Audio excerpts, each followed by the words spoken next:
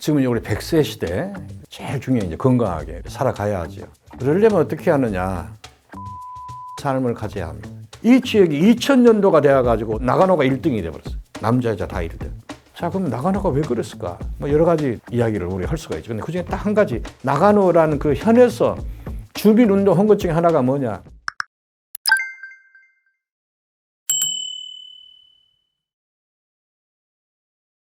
운동에는 여러 가지가 있죠. 꼭 걷기만이 최고는 아니에요. 다만 나이가 많이 든 사람한테는 그런 도구 쓰는 것을 권장을 별로 안 합니다. 왜 하느냐? 다칠 수가 있으니까. 그러면 그 다치지 않고 할 수 있는 운동이 어떤 게 제일 좋을까? 그래서 우선 첫째는 걷기다. 이 걷기의 효과를 드라마틱하게 보여준 데가 일본 나가노예요. 나가노라는 지역이 옛날에는 아주 가난하고 못 산 지역이었고, 그랬는데 이 지역이 2000년도가 되어가지고 나가노가 1등이 돼버렸어요. 남자 여자 다 1등.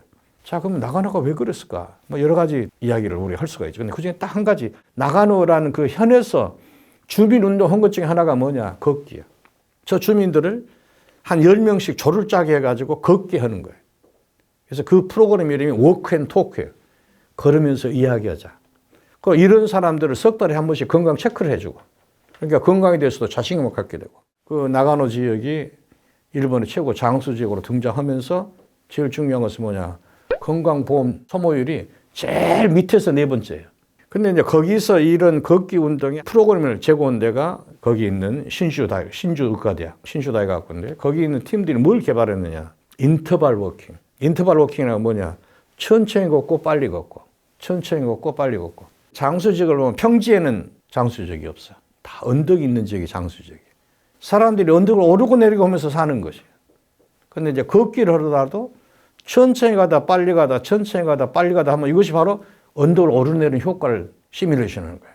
이 걷기를 하더라도 그냥 걷는 것보다는 3분 천천히 3분 빨리, 3분 천천히 3분 빨리. 그래서 5사이클.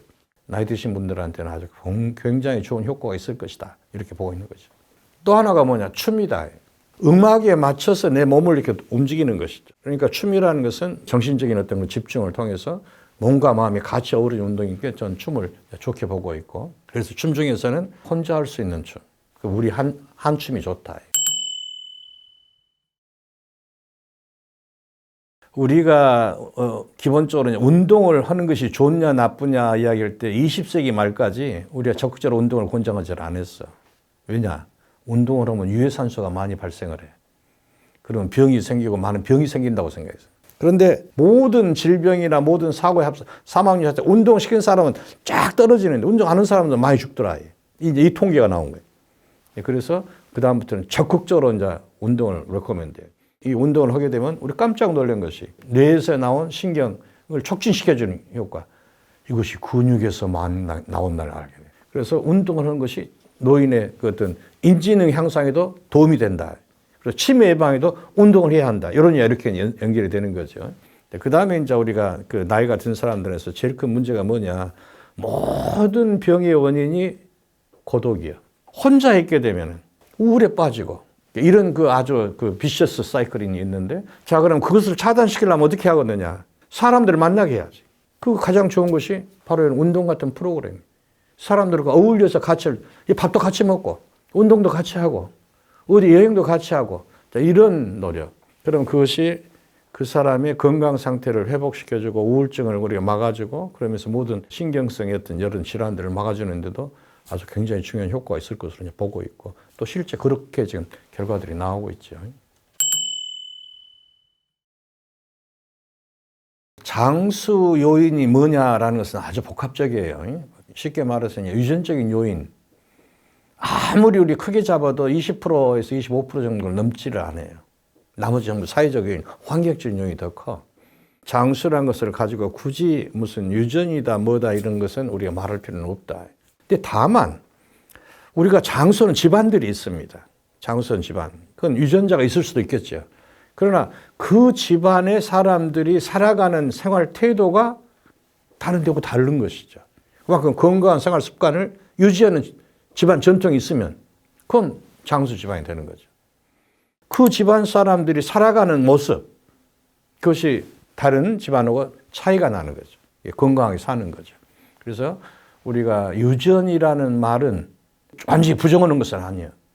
하지만 유전이라는 것이 결정적인 요인은 아니다. 이렇게 보고 있는 거죠.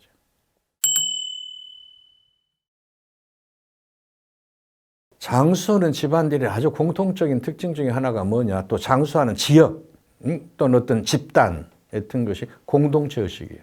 그 가족들이나 이런 사람이 참 똘똘똘 이렇게 서로 챙기고 도와주고 신뢰도를 갖는 거죠. 뭐 자기가 생활함에 있어서 불안함이 없어. 나를 도와줄 수 있는 사람이 언제나 있다라는 그런 또 자신 있고. 우리가 이제 백세인 조사하는 과정에서 우리 소록도를 갔어요. 이게 나환자촌이죠. 전부 100% 나환자. 그 소록도 그 한센인들이 일반인들보다 수명이 더 높아. 평균 수명. 왜 그럴까? 국가가 여러 가지 먹는 것 또는 건강 이런 거 체크해주고 챙겨주는 것도 있지만 더 중요한 것이 나름대로 그 결속력이 굉장히 강해. 그 조직의 어떤 결속력, 그 멤버들 간의 어떤 그 서로 간의 신뢰도. 나는 그것을 굉장히 아주 좋게 보고 있죠. 하자, 주자, 배우자 그러지. 그 세 가지 원칙대로 가는 거예요. 그래서 하자가 첫째. 내가 무엇을 만드는 공예에도 참여하는 것이고, 여행자들과 같이 어디 올레길 걷기도 같이 하는 것이고, 이런 데 참여해야 하는 것이죠. 사람들을 끌고 가야지. 그건 줘야 해. 줘야 사람들이 끌려와. 그러면서 하나라도 더 배우면은 머리에 신선한 자극이 들어가죠. 우리 뇌의 제일 중요한 자극은 뭐냐? 루틴한 일은 자극이 되질 않아. 우리가 예를 들면 이제 뭐 새로운 말을 배우는 거지. 또는 새로운 학문 배워라. 예술활동 가장 창의적이지. 그리고 나이가 들면 종교활동도 열심히 하시라. 종교라는 것이 심리적인 어떤 안정을 할 때는 최고니까 그렇게 이야기를 하고 있죠.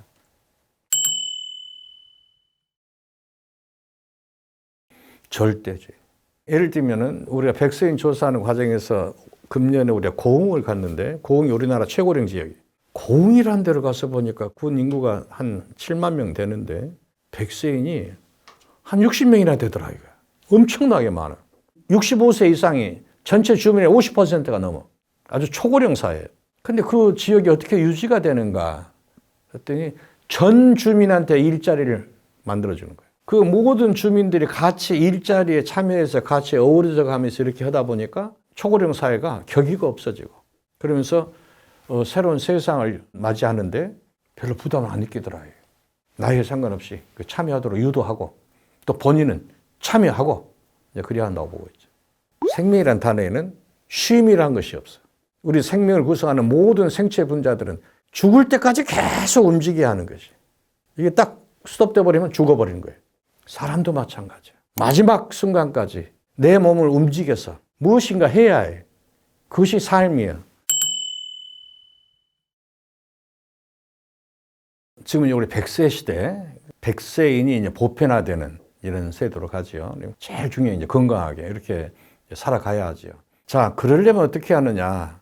스스로 독립되는 삶을 가져야 합니다. 남한테 의지하지 않은 소위 인디펜던시. 내가 어떻게 하면은 독립돼서 내가 하고 싶은 것 하고 내가 할 수 있는 거 하고 남한테 시키지 않고 내가 살아갈 수 있겠는가. 우선 이 마음가짐만 딱 가져버리면 많은 것이 이제 편해집니다. 20년 전에 제주도를 갔을 때 제주도 백세인들 자세를 보면서 깜짝 놀랐어요. 왜냐하면 내륙지방에서는 그 자식들이 다 모시고 사는 그런 개념인데 제주도 딱 가서 보니까 백세인이 당신이 팔다리를 쓸 수 있는 한 절대 자식한테 신세를 안 지더라고요. 식사 같은 것도 독립적으로 해. 그리고 활동을 본인이 스스로 다 해. 그러다 보니까 제주도 거기서 그 전통사회에서 백세인이 문제가 없어. 그리고 백세인들이 당당해. 25년 전과 지금을 비교하기 위해서 조사를 했어. 근데 거기서 제일 큰 특징이 뭐냐. 혼자 사는 백세인이 25년 전에는 10%였는데 지금은 화순이나 이런 데서 광주까지는 한 50%가 혼자 살고 깜짝 놀란 게 고흥 같은 데서는 백세인들이 60%가 혼자 살아. 지금 백세인이 되어가지고 예를 들면 50%, 60%가 혼자 산다는 이야기는 신세 안 지고 자식들한테 의지 안 하고 그만큼 건강을 유지했다는 이야기.